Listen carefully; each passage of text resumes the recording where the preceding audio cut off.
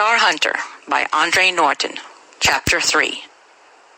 His head ached dully, of that he was conscious first. As he turned, without opening his eyes, he felt the brush of softness against his cheek, and a pungent odor fill his nostrils. He opened his eyes, stared up past a rim of broken rock toward the cloudless, blue-green sky. A relay clicked into proper place deep in his mind. Of course, he had been trying to lure a strong jaws out of its trap hole with hooked bait, then his foot had slipped. Wrench Brody sat up, flexed his bare, thin arms, and moved his long legs experimentally. No broken bones, anyway. But still he frowned. Odd, that dream which jarred with the here and now. Crawling to the side of the creek, he dipped head and shoulders into the water, letting the chill of the stream flush away some of his waking bewilderment. He shook himself, making the drops fly from his uncovered torso and arms, and then discovered his hunting tackle. He stood for a moment fingering each piece of his scanty clothing, recalling every piece of labor or battle which had added pouch, belt, strip of fabric to his equipment. Yet, there was still that odd sense of strangeness, as if none of this was really his. Wrench shook his head, wiped his wet face with his arm. It was all his, that was sure, every bit of it. He'd been lucky. The survival manual on the LB had furnished him with general directions, and this was a world which was not unfriendly. Not if one was prepared for trouble. He climbed up and loosened the net, coiling its folds into one hand, taking the good spear in his other.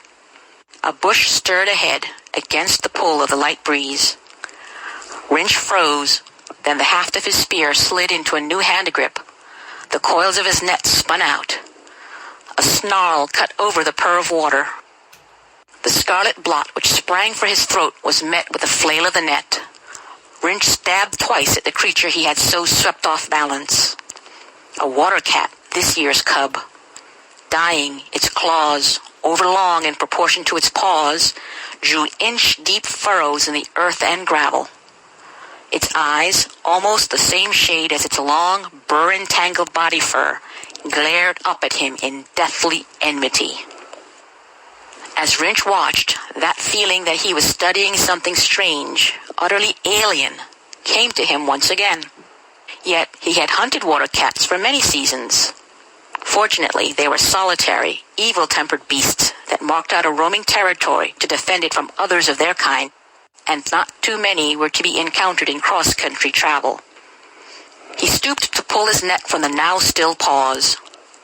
Some definite place he must reach. The compulsion to move on in that sudden flash shook him, raised the dull ache still troubling his temples into a punishing throb.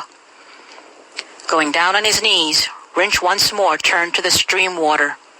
This time, after splashing it onto his face, he drank from his cupped hands. Wrench swayed, his wet hands over his eyes, digging fingertips into the skin of his forehead to ease that pain bursting in his skull. Sitting in a room, drinking from a cup, it was as if a shadow picture fitted over the reality of the stream, rocks, and brush about him. He had sat in a room, had drank from a cup. That action had been important. A sharp, hot pain made him lose contact with that shadow. He looked down.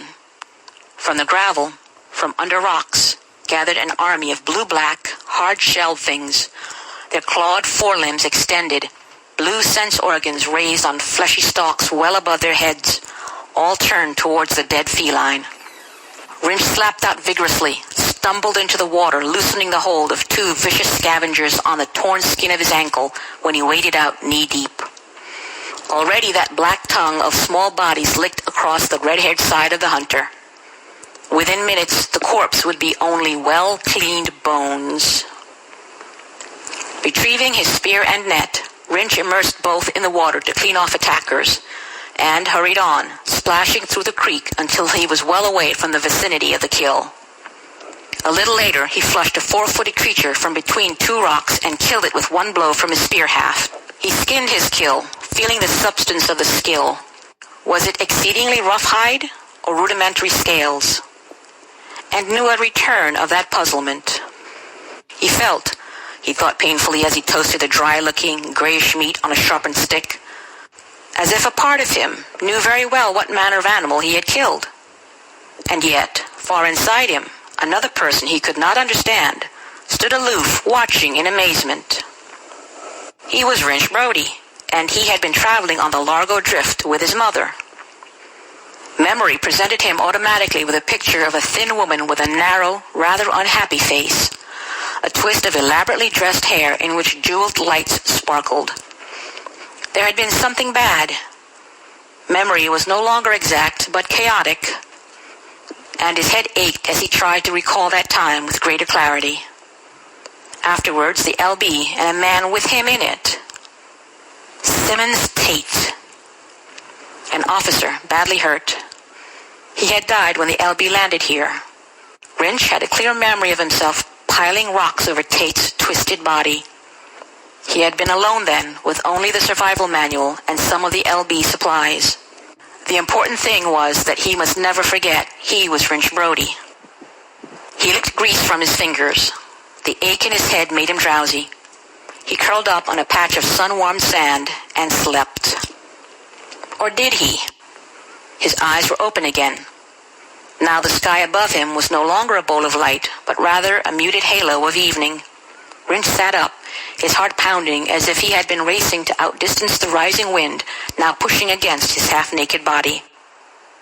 What was he doing here? Where was here?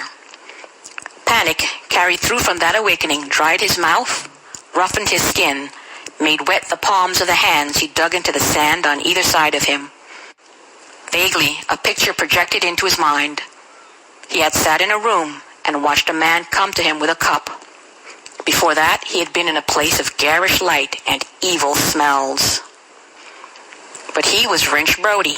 He had come here on an LB when he was a boy. He had buried the ship's officer under a pile of rocks, managed to survive by himself because he had applied the aids in the boat to learn how. This morning, he had been hunting a strong jaw, tempting it out of its hiding by a hook and line and a bait of fresh-killed skipper. Wrench's hands went to his face. He crouched forward on his knees. That was all true. He could prove it. He would prove it. There was the strong jaw's den back there, somewhere on the rise where he had left the snapped haft of the spear he had broken in his fall. If he could find the den, then he would be sure of the reality of everything else. He had only had a very real dream. That was it. Only, why did he continue to dream of that room, that man, and the cup, of the place of lights and smells, which he hated so much that the hate was a sour taste in his fright-dried mouth? None of it had ever been a part of Wrench Brody's world. Through the dusk, he started back up the stream bed, towards the narrow little valley where he had wakened after that fall. Finally, finding shelter within the heart of a bush, he crouched low, listening to the noises of another world which awoke at night to take over the stage from the day-dwellers. As he plodded back, he fought off panic, realizing that some of those noises he could identify with confidence, while others remained mysteries. He bit down hard on the knuckles of his clenched fist, attempting to bend that discovery into evidence. Why did he know at once that that thin, eerie wailing was the flock call of a leather-winged, feathered tree-dweller, and that a coughing grunt from downstream was just a noise? Wrench Brody, Largo Drift, Tate. He tasted the blood his teeth drew from his own skin as he recited that formula. Then he scrambled up. His feet tangled in the net, and he went down again, his head cracking on a protruding root. Nothing tangible reached him in that brush shelter. What did venture out of hiding to investigate was a substance none of his species could have named. It was neither body nor mind. Perhaps it was closest to alien emotion. Making contact stealthily, but with confidence, it explored after its own fashion. Then, puzzled, it withdrew to report. And since that to which it reported was governed by a set pattern which had not been altered for eons, its only answer was a basic command reaffirmed. Again, it made contact, strove to carry out that order fruitlessly. Where it should have found easy passage, a clear channel to carry influence to the sleeper's brain, it found a jumble of impressions, interwoven until they made a protective barrier. The invader strove to find some pattern or meaning, withdrew, baffled. But its invasion, as ghostly as that had been, loosened a knot here, cleared a passage there. Wrench awoke at dawn, slowly, dazedly, sorting out sounds, smells, thoughts. There was a room, a man, trouble and fear. Then there was he, Wrench Brody, who had lived in this wilderness on an unmapped frontier world for the passage of many seasons. That world was about him now. He could feel its winds, hear its sounds, taste, smell. It was not a dream. The other was the dream. It had to be. Prove it. Find the LB. Retrace the trail of yesterday past the point of the fall which had started all this. Right there was the slope down which he must have tumbled. Above, he would find the den he had been exploring when the accident had occurred. Only he did not find it. His mind had produced a detailed picture of that rounded depression, at the bottom of which the strong jaw lurked. But when he reached the crown of the bluff, nowhere did he sight the mounded earth of the pit's rim. He searched carefully for a good length, both north and south. No den, no trace of one.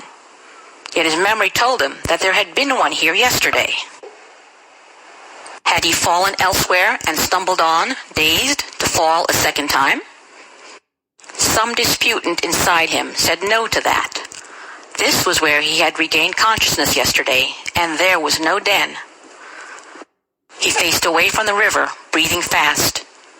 No den. Was there also no LB? If he had passed this way dazed from a former fall, surely he would have left some trace. There was a crushed, browned plant flattened by weight. He stooped to finger the wilted leaves. Something had come in this direction. He would backtrack. Wrench gave a hunter's attention to the ground. A half hour later, he found nothing but some odd, almost obliterated marks on grass too resilient to hold traces very long. And from them, he could make nothing. He knew where he was, even if he did not know how he got here. The LB, if it did exist, was to the west. He had a vivid mental picture of the rocket shape, its once silvery sides dulled by exposure, canted crookedly amid trees, and he was going to find it. Beyond the edge of any conscious sense, there was a new stir. He was contacted again, tested. A forest called delicately in its alien way. Wrench had a fleeting thought of trees, was not aware of more than a mild desire to see what lay in their shade. For the present, his own problem held him. That which beckoned was defeated, repulsed by his indifference, while Wrench started at a steady distance to trot towards the east. Far away, a process akin to a relay clicked into a second set of impulse orders.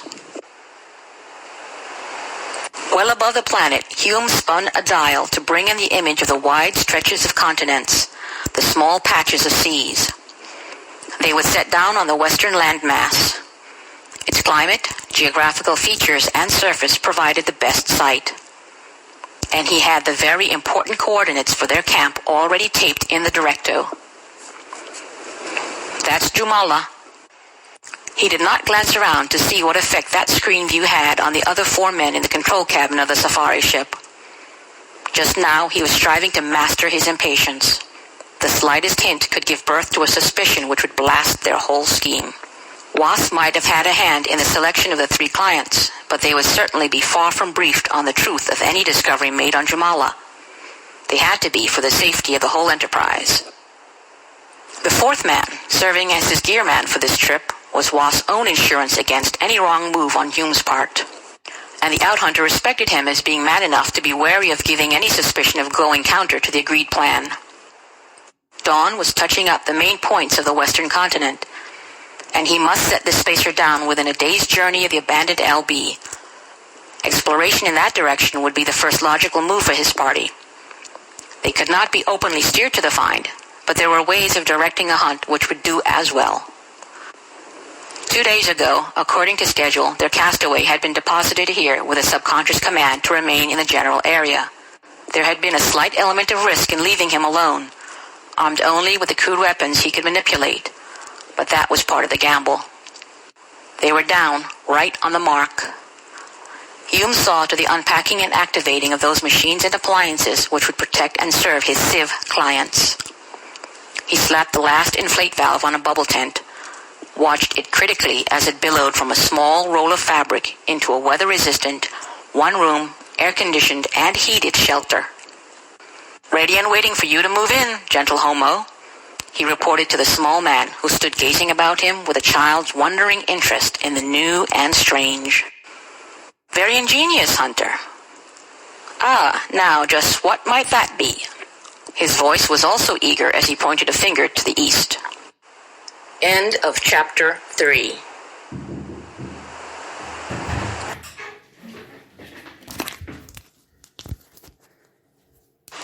Chapter 4 of Star